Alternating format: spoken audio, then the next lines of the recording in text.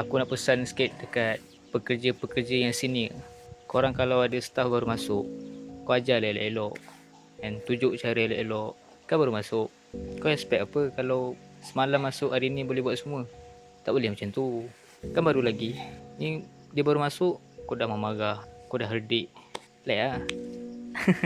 Lagi satu, untuk yang leader yang jadi ketua ke, korang kalau jadi leader dan jangan bawa perangai staff kau masa kau jadi leader.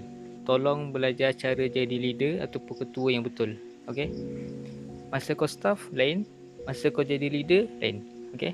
Sebab bila kau jadi leader, orang tengok kau. Apa benda baik kau buat, apa benda buruk kau buat, kan? Kau ni kira macam sama ada jadi contoh yang baik ataupun contoh yang tak baik. Bila kau jadi leader, kau kena belajar macam mana cara urus konflik dengan staff, macam mana nak lead staff, macam mana nak uruskan staff. Kau kena belajar tu sebab kau leader, pemimpin. Okay? Tu je lah contoh.